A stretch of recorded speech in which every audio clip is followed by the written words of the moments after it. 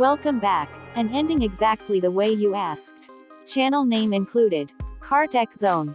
Completely narration ready. In today's video from carTech Zone, we're diving into one of the most anticipated American warships of the decade, the FFG-62 Constellation-class frigate.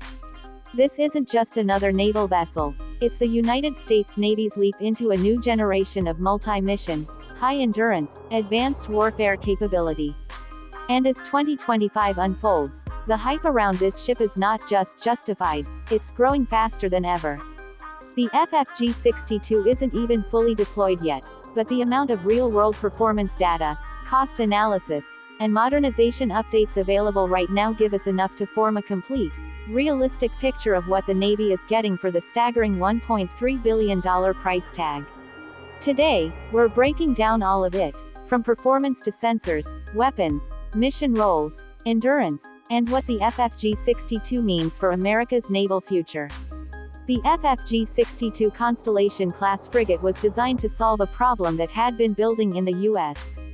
Navy for years: the need for a versatile, durable, and powerful medium-sized warship that could fill the massive gap between the littoral combat ship and the Arleigh-Burke destroyers. The Navy needed something balanced. Something smaller and cheaper than a destroyer but much more capable than the LCS. The Constellation-class frigate became the answer, and FFG-62 is the lead ship in that family.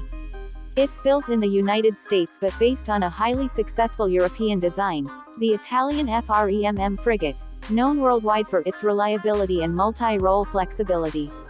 However, the American version doesn't just copy that design, it upgrades it heavily to meet U.S. Navy requirements.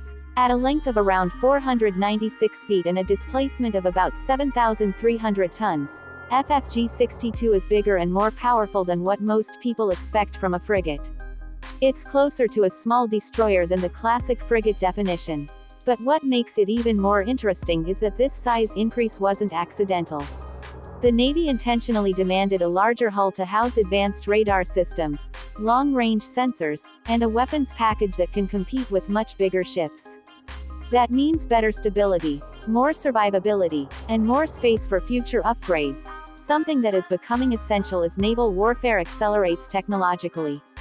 Talking performance, the FFG-62 can hit speeds of around 26 knots, which might not sound fast compared to some lighter ships, but speed isn't the point here. What matters is endurance, low vibration, smooth cruising, and long mission duration. Thanks to its CODLAG propulsion system, which stands for combined diesel-electric and gas, you get quieter operation during anti-submarine missions and the ability to stretch operational range far beyond typical frigates. For ASW missions, silence is everything, and this propulsion setup makes the Constellation-class one of the quietest surface combatants the U.S. will have in the fleet. That's critical because modern submarines, especially nuclear and diesel-electric hybrids, are getting quieter every year. Now let's jump into sensors and radar, because the FFG-62 absolutely shines in this department. The ship features the AN/SPY-6B-3 radar, which is part of America's newest and most advanced radar family. This is a game changer. It gives the FFG-62 the ability to track ballistic missiles, cruise missiles, stealth aircraft, and small high-speed threats simultaneously. It's the same radar family used on the latest destroyers and future cruisers, so having it on a frigate is honestly impressive. This makes the Constellation-class one of the most sensor-dense medium-class ships in the world. In 2025, when threats can come from drones, hypersonics, stealth jets, and submarines all at once, situational awareness is everything. And the FFG-62 delivers that in full.